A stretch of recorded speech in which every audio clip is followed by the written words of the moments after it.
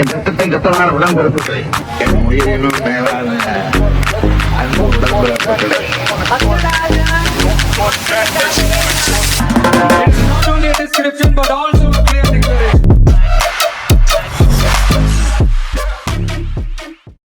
அம்மா இருந்த வரைக்கும் ஏடிஎம்கே அப்படின்னாலே ஒரு பவர் சென்டர், ஒரு மாஸ் கண்ட்ரோல், ஒரு எமோஷன், ஒரு ஃபியர் அப்படிங்கிறதே நம்ம எல்லா சைடுமே இருந்துச்சு. அம்மாவுக்கு அப்புறம் அந்த கட்சியை வந்து ஒரு பவர் சென்டரை லூஸ் பண்ணி கம்ப்ளீட்டா கொலாப்ஸ் ஆயிடுச்சு. பட் இந்த சுச்சுவேஷன் வந்து ப்ராப்பரா இபிஎஸ்க்கு தான் வந்து ஒரு ஃபேவரா அமைஞ்சிச்சு. பட் இபிஎஸ் வந்து இந்த சுச்சுவேஷனை அவருக்கு ஏத்த மாதிரி அவரு யூஸ் பண்ணிக்கல. இதை வந்து மிஸ் பண்ணிட்டாருன்னே நம்ம சொல்லலாம். ஸோ அதனால வந்து சிஎம்மாவும் இருந்து அந்த கட்சியை அவர் கையில தன்வசம் வச்சுக்க முடியாம போச்சு. அதுக்கப்புறம் வந்து சசிகலா, டிடிவி, ஸோ இவங்க 2 பேரும் உள்ள வர்றாங்க. ஸோ ஆனா அதுக்கப்புறம் என்ன நடந்துச்சுன்னு வந்து நமக்கே தெரியும் அவங்க 2 பேருக்கு என்ன நடந்துச்சு அப்படின்ட்டு. அதுக்கப்புறமா வந்து இப்போ பார்ட்டி வந்து ஒரு பவர் சென்டரை தேடிக்கிட்டே இருக்குது. இந்த டைம்ல தான் வந்து எடப்பாடி அப்படிங்கிற ஒரு பேரு எல்லாருமே கேள்விப்படுறோம். யாருன்னே இது வரைக்கும் நமக்கு தெரியவே தெரியாது. ஒரு பெரிய ஃபேமான ஃபேஸ் அந்த மாதிரி எதுவுமே கிடையாது அவரு. ஸோ உள்ள வர்றவர் அந்த கட்சியோட பொதுச் செயலாளரா அவருக்கு ஒரு சான்ஸ் கிடைக்குது. அதுக்கப்புறம் வந்து சிஎம்ஓ ஆகிறாரு அவரு. இப்போ எல்லாரும் என்ன சொல்றாங்க அப்படின்னா, இன்க்ளூடிங் ஆப்போசிஷன் லீடர் என்ன சொல்றாங்க அப்படின்னா, ஸ்டாலின் என்ன சொன்னார் அப்படின்னா, இவர் என்ன ஒரு 4 மாசம் அந்த ஆட்சி இருக்குமா அப்படின்னாங்க. 4 மாசம் முடிஞ்சிருச்சு. இப்போ 1 வருஷம் ஆட்சி பண்ணுவாரா அப்படின்னு சொன்னாங்க. 1 வருஷமும் முடிஞ்சிருச்சு. கம்ப்ளீட்டா வந்து கொஞ்சம் நல்லபடியா 4 வருஷம் ஆட்சி பண்ணி காமிச்சாரு இவர் எடப்பாடியாரு. ஸோ இவர் பொதுச்செயலாளர் ஆனதுக்கு அப்புறம் கட்சியையும் சரி ஆட்சியும் சரி நல்லபடியா ஒரு நல்ல வழிக்கு எடுத்துட்டு போயிட்டு ஒரு ஸ்ட்ரக்சரை நமக்கு கொடுத்தாரு அப்படின்னே சொல்லலாம். இதுக்கப்புறம் வந்து 2021 தேர்தல்.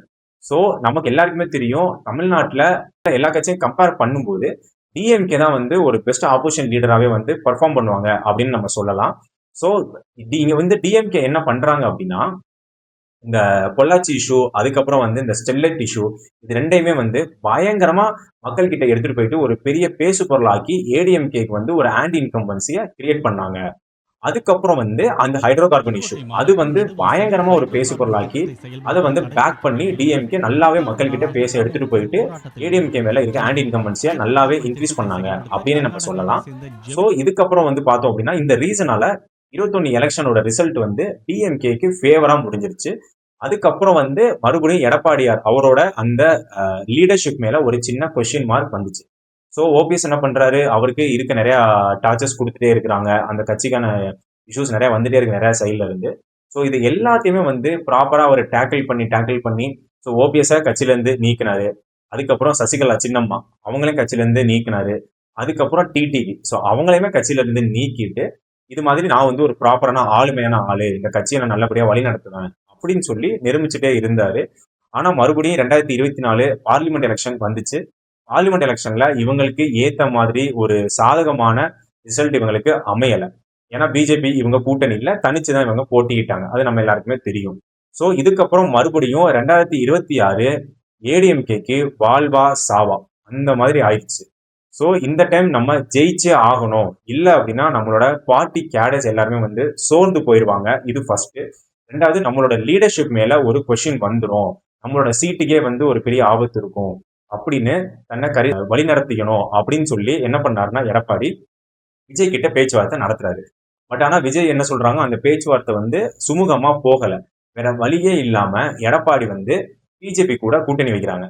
ஸோ கூட்டணி வச்ச உடனே நிறைய பேர் சொல்றாங்க, இல்ல ஒரு எடப்பாடி வந்து கூட்டணி வச்சிருக்க கூடாது, அது தப்பு அப்படின்னு சொல்றாங்க. ஆனா இன்னொரு சைடு என்ன சொல்றாங்கன்னா, இல்ல கரெக்டா இருக்கும், நமக்கு பிஜேபிக்கான ஒரு ஓட் பேங்க்ஸ் இருக்கு, மைனாரிட்டி ஓட் நமக்கு லூஸ் ஆனா கூட நம்ம இந்த ஓட்டை எடுத்து நம்ம மேனேஜ் பண்ணிக்கலாம், அது போக நமக்கு சென்ட்ரல்ல இருந்து ஒரு சப்போர்ட்டுமே இருக்கும் நமக்கு அப்படின்னு இந்த கணக்கெல்லாம் போட்டு தான் எடப்பாடி பிஜேபி கூட கூட்டணி வைக்கிறாரு 2026 எலெக்ஷனுக்கு.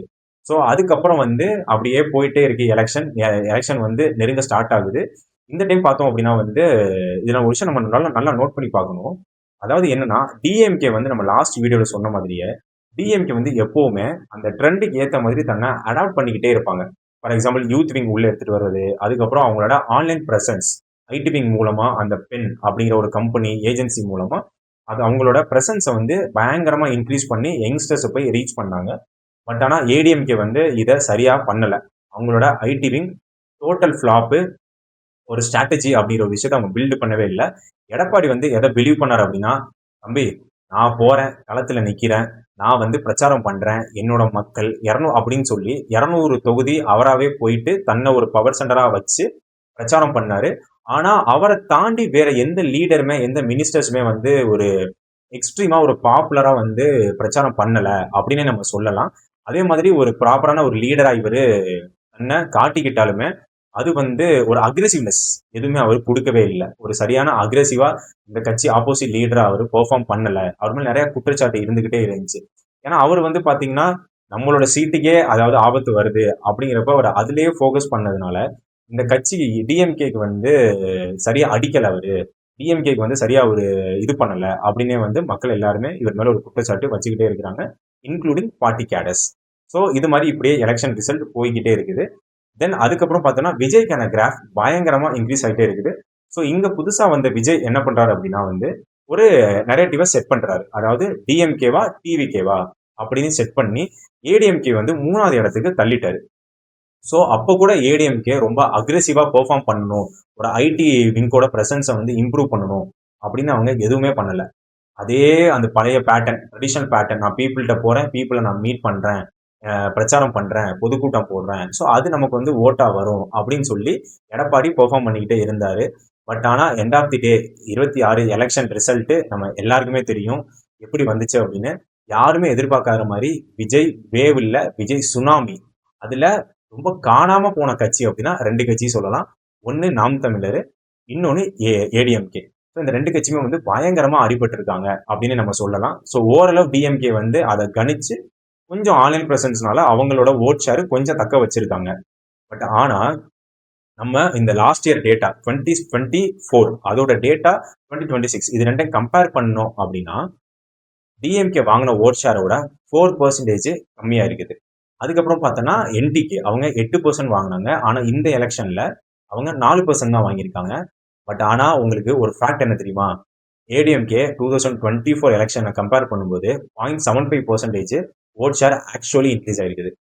எல்லா பார்ட்டிக்குமே வந்து கம்மியா இருக்குது. பிளஸ் இவர் டிடிவி அந்த கட்சி அவங்க அந்த கட்சி கூட என்ன பண்ணியிருக்காங்கன்னா ஒரு 0.2% 0.3% அந்த அளவுக்கு இன்க்ரீஸ் பண்ணியிருக்காங்க. எல்லா கட்சியுமே வந்து நெகட்டிவ்ல தான் இருக்காங்க. இவங்க 2 கட்சி மட்டும் தான் கொஞ்சம் பாசிட்டிவா வாங்கியிருந்தாங்க. ஸோ இப்போ என்ன ஆகி போச்சு அப்படின்னா இவருக்கு வந்து ஒரு பெரிய கொஸ்டின் மார்க்.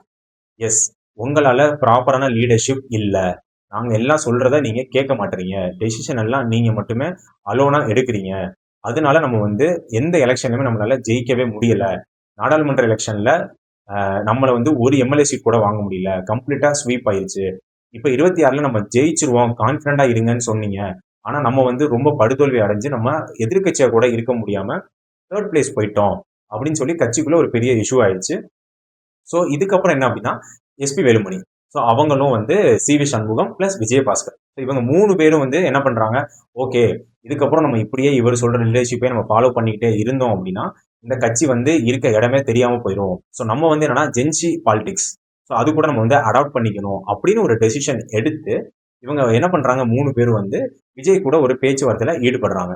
ஸோ ஈடுபட்டு கரெக்டா வந்து நம்ம எடுத்துட்டு போவோம் அப்படின்னு சொல்லி விஜய் இப்போ என்ன ஆயிடுச்சு அப்படின்னா இவங்க வந்து விஜய்க்கு சப்போர்ட்டிவா ஓட் பண்ண ஸ்டார்ட் பண்ணிட்டாங்க. ஸோ சட்டசபையில விஜய்க்கு சப்போர்ட்டிவா ஓட்டும் பண்ணிட்டாங்க. ஸோ அதுக்கப்புறம் அச பொதுச் செயலாளரா ஏடிஎம்கேல எடப்பாடி என்ன பண்றாரு அப்படின்னா இந்த ஓட் பண்ண எல்லாருமே வந்து கட்சியை நீக்கிறேன் அப்படின்னு சொல்லி ஒரு விஷயத்த பண்ணாரு, ஒரு அறிக்கை விட்டாரு. பட் என்ன அப்படின்னா வந்து கட்சி தாவுதல் தடை சட்டம் படி லைக் 2/3 டோட்டலா இப்போ ஒரு 60 எம்எல்ஏ இருக்காங்க அப்படின்னா அதுல 40 எம்எல்ஏஸ் வந்து எந்த சைடை சப்போர்ட் பண்றாங்களோ அதுதான் வந்து கட்சியா கன்சிடர் பண்ணப்படும். ஸோ இப்போ வந்து இங்க வந்து ஜஸ்ட் ஒரு 35 பேர் தான் சப்போர்ட் பண்றாங்க அப்படின்னா ஸோ மெஜாரிட்டி இல்லை அப்படின்னா அந்த 35 பேருமே வந்து டிஸ்குவாலிஃபை பண்ணிடுவாங்க. ஸோ இதுதான் அந்த ரூல் சொல்றது. பட் ஆனால் இப்போ வந்து என்னாச்சுன்னா அவங்க வந்து இன்னும் ப்ராப்பரா அந்த 2/3 விஜய்க்கு சப்போர்ட் பண்ணல.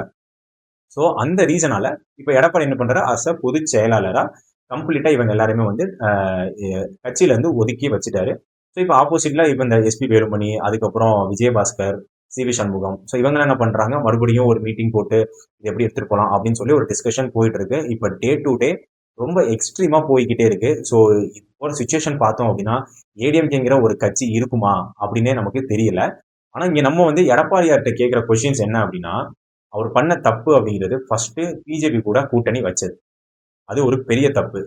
ரெண்டாவது வந்து அவர் என்ன பண்ணியிருக்காரு, டெசிஷன் எல்லாமே ஓனா அவர் எடுக்கிற டெசிஷன் தான் எடுத்துட்டே இருந்திருக்காரு. மற்றபடி பீப்புள் கேட்குற விஷயத்த அவர் கேட்கல அப்படின்னு நம்ம நினைக்கலாம். ஏன்னா இப்போ நிறைய பேர் சொல்லியிருக்காங்க ஐடி விங்க நம்ம வந்து இம்ப்ரூவ் பண்ணணும், ரொம்ப நம்ம கீழே இருக்கிறோம் டிஎம்கே கம்பேர் பண்ணும்போது அப்படிங்கிறப்ப அது ஒரு ப்ராப்பராக காதில் வாங்கி அந்த விஷயத்த அவர் எக்ஸிக்யூட் பண்ணவே இல்லை அப்படின்னு நம்ம சொல்லலாம். ஏன்னா இப்போ நம்மளே பார்த்துருப்போம், பெருசாக ஒன்றும் ஏடிஎம்கே ஆன்லைனில் இல்லவே இல்லை. ஸோ ஆன்லைன் ப்ரெசன்ஸே இல்லை. அது ஒரு பெரிய குற்றச்சாட்டாகவே வைக்கிறாங்க எல்லாரும். ஸோ இப்போ மறுபடியும் என்னன்னா, ஆல்ரெடி பார்ட்டி வந்து நிறைய ஸ்பெண்ட் பண்ணிட்டாங்க இந்த 2 எலெக்ஷனுக்கு. ஸோ அவங்க ஜெயிக்கவும் இல்லை, நிறைய கட்சிக்காரங்க கடனில் இருக்கிறாங்க. ஸோ இப்போ இதுலேருந்து மீண்டு வரணும் அப்படின்னா ஏடிஎம்கேக்கு டிவிகே கூட அலையன்ஸ் வைக்கிறத தவிர பாக்கி எந்த ஒரு ஆப்ஷனுமே இல்லை அப்படின்னே சொல்றாங்க. இப்போ எடப்பாடி நெக்ஸ்ட் இதை எப்படி மூவ் பண்ண போறாரு? ஏன்னா ஆப்வியஸ்லி இப்போ நமக்கு ஒரு கொஸ்டின் அஸ் அ லீடருக்கு ஒரு கொஸ்டின் வந்து ரைஸ் பண்ணுவாங்க பார்ட்டியில். என்ன அப்படின்னா, நம்ம வந்து கம்ப்ளீட்டாக கண்டினியூஸாக 3 எலெக்ஷனில் தோத்துட்டோம். நிறைய பேர் நம்ம கட்சியில் இருக்க எல்லா மினிஸ்டர்ஸ், எல்லா எம்எல்ஏஸ், எல்லா மாவட்ட செயலாளர் எல்லாருமே முடிஞ்ச அளவுக்கு ஸ்பெண்ட் பண்ணிட்டாங்க. இதுக்கப்புறம் அவங்களுக்கு ஸ்பெண்ட் பண்ணுறதுக்கு காசே இல்லை, ஏன்னா இன்கமே இல்லை. எல்லாம் கடன் வாங்கி நம்ம ஜெயிச்சிரும் நீங்கள் கொடுத்த நம்பிக்கையால தான் இந்த மக்கள் எல்லாமே நாங்கள் ஸ்பெண்ட் பண்ணோம் பார்ட்டி கேடஸு. பட் கடைசியில் பார்த்தீங்க அப்படின்னா இப்படி வந்து நிற்கிற சுச்சுவேஷன் அப்படின்னு சொல்கிறாங்க. ஸோ இப்போ மறுபடியும் எடப்பாடி இது எல்லாத்தையும் சரி பண்ணி அதை வந்து மறுபடியும் பார்ட்டியை தன்னோட ஒரு பவர் சென்டராக கிரியேட் பண்ணி பார்ட்டியை வந்து ஹோல்டு பண்ணுவாரா, இல்லை மறுபடியும் பார்ட்டி கம்ப்ளீட்டாக கொலாப்ஸ் ஆகிறதுக்கு சான்சஸ் இருக்கா அப்படின்னு நம்ம வெயிட் பண்ணி பார்ப்போம். உங்களோட ஃபீட்பேக் என்னன்ட்டு கீழே கமெண்ட் பண்ணுங்கள். Thank you so much.